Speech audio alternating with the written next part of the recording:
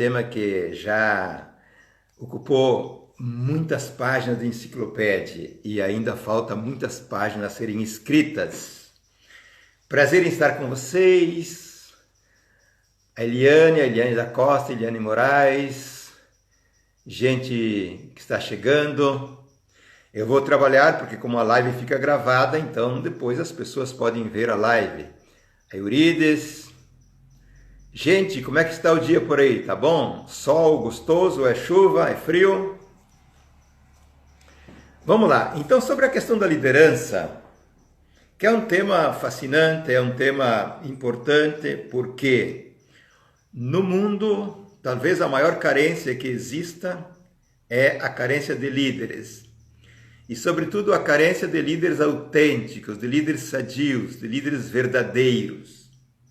Porque nós estamos acostumados a ver grandes teatros, grandes manobras de líderes aqui do Brasil e também do exterior, que realmente desagrada muito. Mas vamos torcer para que aos poucos a liderança também vá melhorando, como tudo pode melhorar, né, gente? Então, falando de líderes, que tipologia de líderes existem? Aqui eu vou citar duas tipologias fundamentais. Existe um tipo de líder que é o líder manifesto, que é o líder que desbrava, que faz, que de um certo modo executa. Ele está na linha de frente. Ele é um líder realmente exposto, prorompente, que prorrompe, manifesto. Por exemplo, o Júlio César era um tipo de líder desta natureza, um líder manifesto. Portanto, ele está na linha de frente, junto, se expondo em todos os sentidos. Se nós tomarmos no mundo das empresas, no mundo social, existem líderes realmente que lhe encabeçam as coisas, que coordenam, que criam meios, que articulam, que vê infinitas coisas. Então, existe um chamado líder manifesto. Existem muitos líderes manifestos, porém existe um outro tipo de liderança que se chama o líder oculto. Um líder subjetivo, você pode falar. Este líder, ele não aparece, ele não gosta, ele não tem um estilo de aparecer, de estar presente, em nenhum sentido. Porém, onde existe inserido um líder desta natureza, tudo anda, as coisas acontecem. Aparentemente, aparecem milagres, certo? Porque ele é um fermento, ele é uma vitalidade, ele é uma energia que impele, que motiva, que induz, que reforça, que fortalece. Portanto, mas ele não se manifesta. E este tipo de líder não gosta, não tem o estilo, não faz questão de se manifestar. Portanto, é um chamado líder oculto. É interessante a gente entender e estudar um pouco essas duas tipologias de líderes, certo? Eu recomendo para vocês, para os interessados, que adquiram o livro A Psicologia do Líder, do acadêmico professor Antônio Meneghetti. É uma Bíblia universal sobre liderança, muito diferenciado, muito diferente do convencional que se trata em todos o mundo acadêmico, mas eu sugiro a vocês que tiverem interesse que pelo site, quem quiser me procure, me mande um direct aí que nós podemos mandar o endereço também do site onde se compra o livro A Psicologia do Líder. Ele tem tudo esse líder. Outra questão interessante sobre liderança que sempre se pergunta e a resposta fica meio que aparentemente óbvia. O líder é uma pessoa inata? Ele já nasce com potencial de liderança? O líder simplesmente se torna através da formação e da experiência? Na realidade, o líder em si, ele nasce com um potencial diferenciado. E se ele não tem esse potencial de nascimento, ele não se torna um líder. Ponto. Então, existe um potencial, existe um perfil, existe um dom inato. Ele traz do berço, vem da sua essência, vem da sua vocação, certo? Porém, se ele tem esse potencial, este dom, digamos que esse privilégio, ele deve formar-se mais do que os outros, certo? Porque na medida que a pessoa tem um potencial líder e frustra o seu potencial, ele se torna mais problemático do que os outros. Porque os outros que não têm essa fagulha, esse potencial, eles têm menos dever de um certo modo.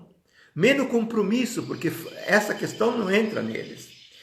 Mas o líder que nasce com esse potencial, ele precisa formar-se, desenvolver-se através de estudo, de prática, de experiência, de treinamentos, até poder realmente canalizar esse potencial que ele já traz do berço como potencial, no sentido prático e técnico, para exercitar a liderança, que é aquilo que lhe compete.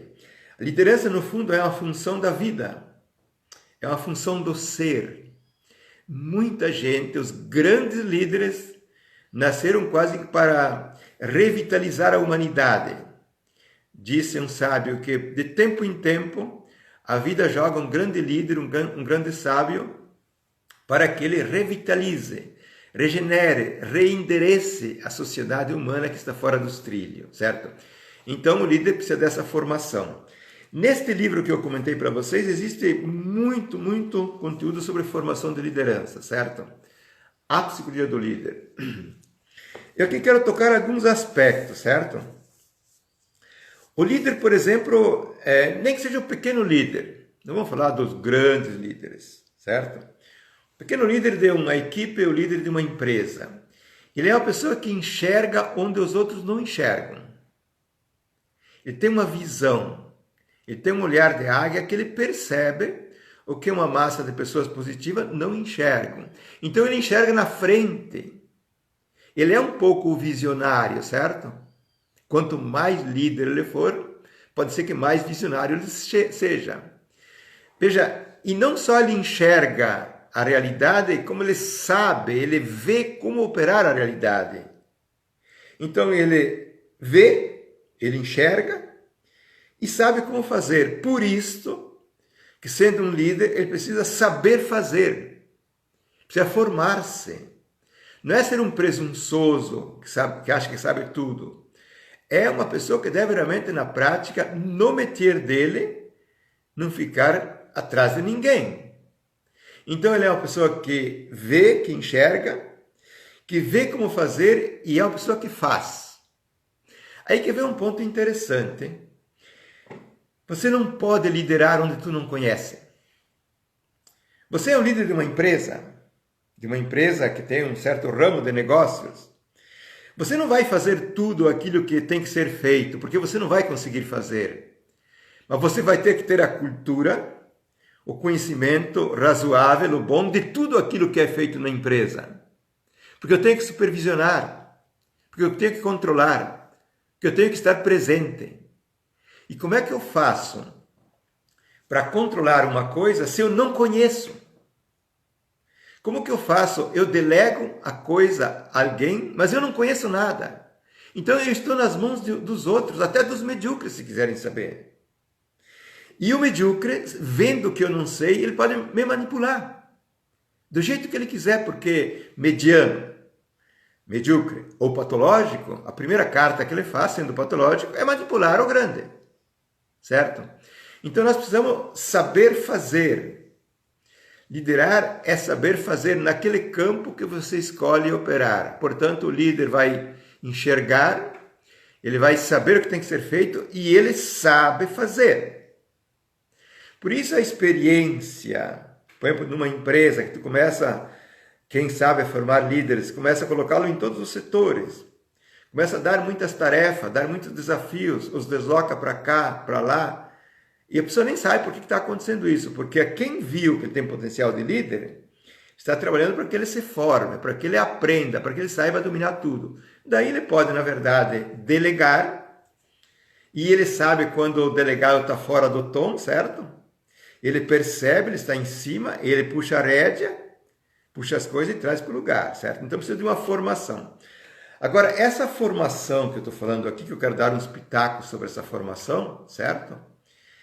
Falo de pitaco porque em 15, 20 minutos vamos fazer o quê? Agora eu vou aproveitar e dar a brecha para vocês, então. Eu lembrei agora. Na primeira quinzena de julho, vai entrar no ar um trabalho especialíssimo, surpreendente, certo? Fiquem ligados, que vai dar muitas respostas sobre liderança, sobre crescimento, sobre desenvolvimento, sobre formação. Um trabalho espetacular, a um preço, como dizia o Chico Anísio, salário, desse tamanhinho aqui. Eu já disse que o mundo inteiro vai ter que fazer esse trabalho, porque ele é quase de graça. Então, voltando aqui. Note uma coisa. Aqui no livro está descrito os passos de formação, mas tem muitos outros bons livros, mas nem tantos. Ok? Que é preciso que o líder, por exemplo, ele tenha uma formação cultural.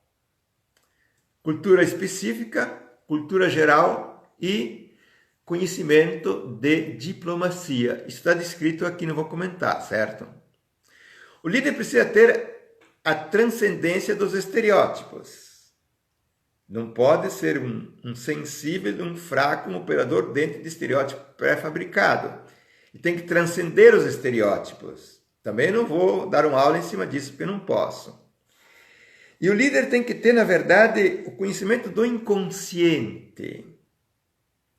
E esse é um grande gargalo da nossa psicologia, dos nossos cursos de formação, dos nossos cursos privados, presenciais e online. Um grande gargalo. Por exemplo, eu vi ontem um vídeo interessante na internet de uma pessoa famosa, por sinal, nos cursos, que dava realmente excelentes informações sobre o que é o inconsciente. Mas eu não vi nem um instante a me dizer como se pode pensar de resolver a parte inconsciente. E eu teria feito a pergunta, tá bom, você descreveu bem sobre o inconsciente, agora me diz como é que eu posso fazer para resolver esse ralho desse inconsciente que você diz que ele tem tanto poder e me manipula tanto, certo? Então, um dos grandes degraus da liderança, quanto mais alto o posto de liderança, mais ele tem que ter um inconsciente transparente, é realmente dominar o inconsciente, que significa, na verdade, tirar fora as partes negativas, certo? Significa nós conhecermos a nossa propensão à comunicação subjetiva. Eu tendo sensibilidade e transparência, eu sinto o outro. Não é que eu o dialetize, eu sinto o outro, certo? E sendo uma pessoa que tem intimidade com o meu inconsciente positivo, eu estou, na verdade, assentado em cima da minha essência, em cima da minha intuição, em cima do meu potencial original de natureza. E aí eu serei o grande líder. Nesse trabalho de julho, por exemplo, que eu falei, é exatamente esse universo do crescimento positivo que a gente está trabalhando em grande escala. É um curso de conhecimento para poder aplicar a prática, certo? Então, agora eu quero tocar 2 pontos que eu disse no início, que eu vou me manter em alguns aspectos. Por exemplo, então o líder, vamos falar de um líder agora candidato a ser líder, um líder de uma equipe, de uma empresa, de um pequeno ponto social, certo? Um líder. O líder, ele tem que ter a superação dos problemas emocionais, gente. Certo? Por quê? Por exemplo, os problemas emocionais, problemas afetivos, eles me fazem eu ter que concordar com as pessoas. Eles me fazem ter medo de descontentá-las. Me fazem ter medo da crítica. Me fazem ser sensível ao aplauso. Me fazem ter raiva. Me fazem brigar com um comandado, certo? Então, o problema emocional, mesmo dentro de uma normalidade, para um líder não basta. Não basta dizer que tem que ter equilíbrio emocional. Precisa ter sanidade emocional. Ter uma isenção emocional. Porque, por exemplo, se eu sou um líder e enxergo na frente, certo? E se eu acenar esse caminho para o meu grupo, tenho que acená-lo, certo? Não posso contar todo o segredo. E eu sofro uma crítica, e eu não sou suscetível a críticas. Porque eu tenho, na verdade, uma deficiência emocional. Então eu já posso mudar de caminho, certo? Então o líder não pode ser suscetível à crítica, ele escuta a crítica, dizia Maquiavel. O líder escuta a todos, dá a resposta satisfatória e faz o que acha que deve ser feito, certo? Então não pode ter esse aspecto emocional.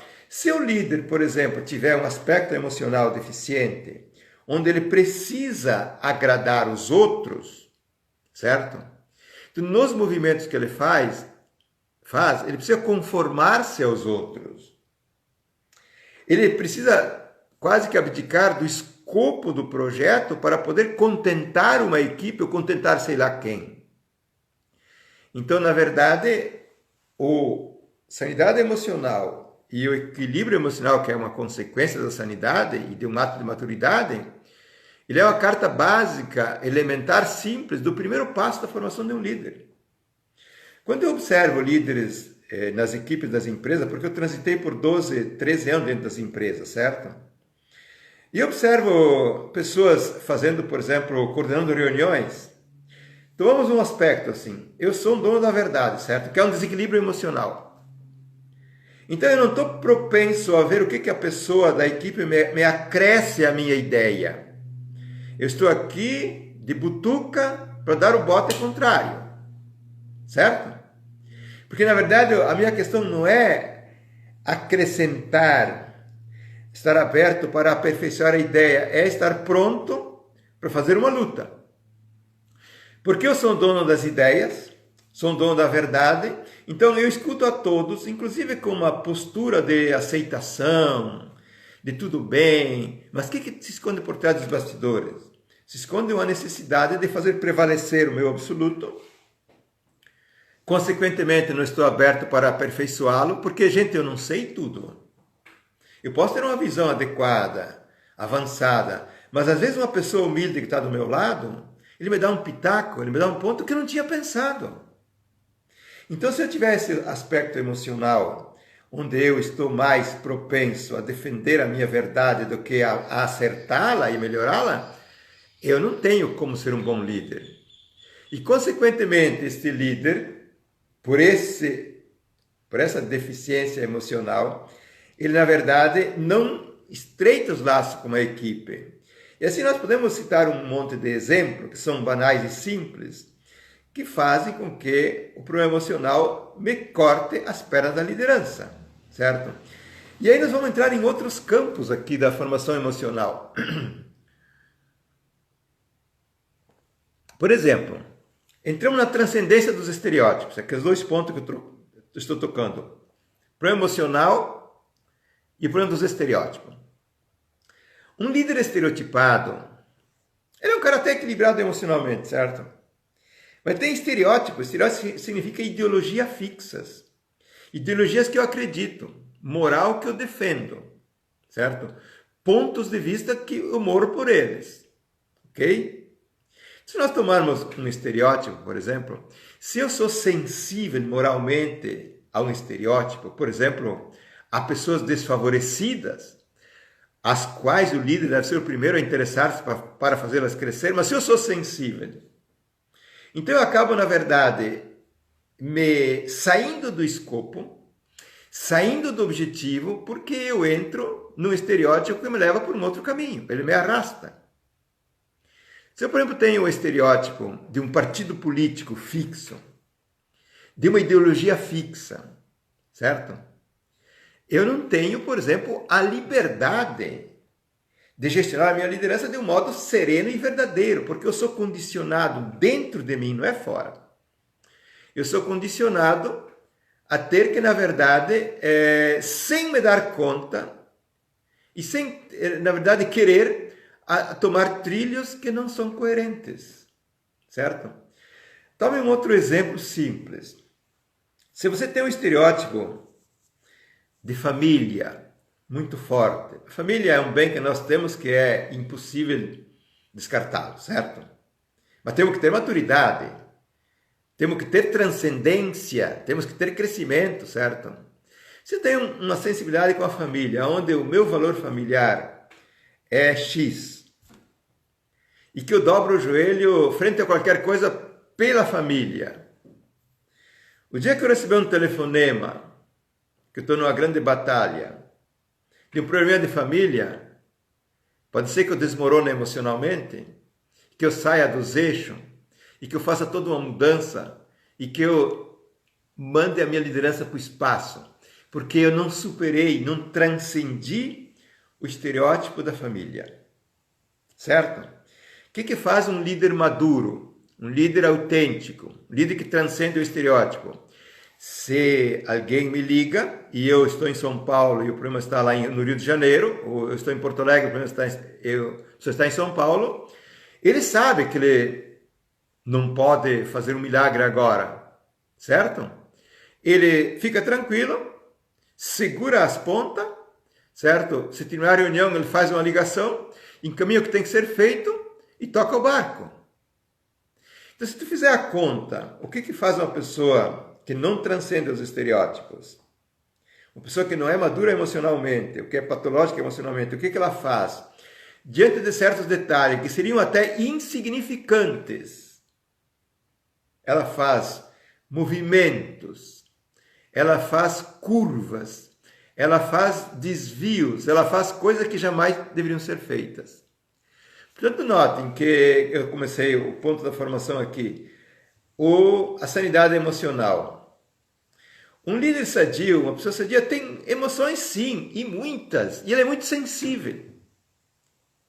E aí, então vem a inteligência emocional. Eu sou sensível emocionalmente. Eu sinto, eu percebo, mas eu tenho uma maturidade. Um eu de tal modo estruturado que eu sinto as coisas, mas não saio do trilho. Certo?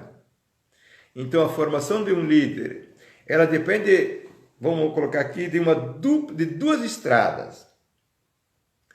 Uma grande formação técnica, uma grande formação no mundo do profissionalismo, de todo o conhecimento, de todas as teorias, de toda a prática. E a outra perna é uma formação no mundo pessoal, no mundo psicológico, no mundo da mente, do mundo comportamental. Portanto, este é o duplo sentido de formação de uma liderança. E hoje, por exemplo, a minha crítica que eu posso fazer com serenidade, porque eu acompanho muitos na internet e ouço muitos vídeos e muitas coisas, percebo que existe, na verdade, uma tratação um tanto exagerada em dar ferramentas, em dar tecnologia, em dar, digamos, macetes, em dar estratégias que são quase que colagens, e não existe um campo mais aprofundado e mais aberto para dar realmente a formação autêntica àquele homem, àquela mulher que tem a propensão a ser líder. Gente, compartilhe essa live, clique no aviãozinho e mande para as pessoas, tá? Que eu sempre acho que esses conteúdos aqui, para os executivos, para profissionais liberais, para empresários, pode ser de extrema importância. Porque, vejam, e vocês sabem disso que eu vou falar, em qualquer setor da sociedade, de uma empresa, de um projeto, é indispensável as lideranças. Sem líderes não se faz praticamente nada. Então nós temos que entender a importância do líder, primeiro. Segundo, a importância da sanidade de um líder, certo?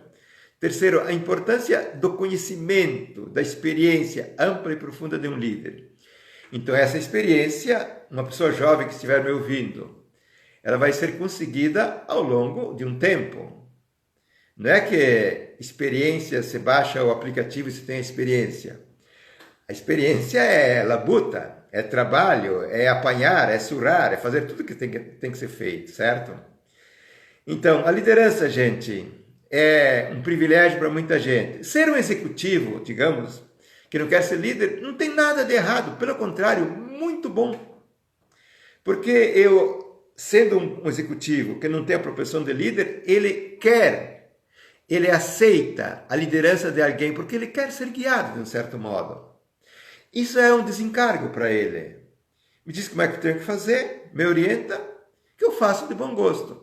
Porque tem um outro escopo de realização, que é realmente ser um executor, aperfeiçoar, aprontar os projetos, as tarefas e dizer assim, olha, está pronto, está aqui. Ter orgulho de receber os elogios, receber o ganho, porque ele fez a coisa bem feita, certo? Então, gente, esse nosso papo sobre liderança ele termina em seguidinha, por quê? Porque nós temos só 30 minutos e vamos em frente. Amanhã é quarta-feira, não tem live ao meio-dia. Então as lives vão ser terça, 12h30, quinta à noite, 21 horas, certo? Todas as quintas. Provavelmente dividindo a tela com empresários ou com empresárias. Sexta-feira, às 12h30 e nesta sexta-feira à noite em especial, mais uma live interessantíssima, dividindo a tela com a escritora Eliane Moraes Araújo, sobre, na verdade, o poder da mulher, a formação da mulher e os resultados de uma mulher autêntica e líder vencedora. Vocês mulheres e vocês homens, não percam essa live de sexta-feira à noite, às 21 horas. Às 20 horas, tá? 20 horas. Tá bom, gente? Mas vai estar as informações aqui no nosso querido Instagram. A live fica gravada e depois vocês compartilhem. Eu deixo um grande abraço para vocês, um beijo no coração e sucesso para nós sempre. Valeu! Tchau, tchau!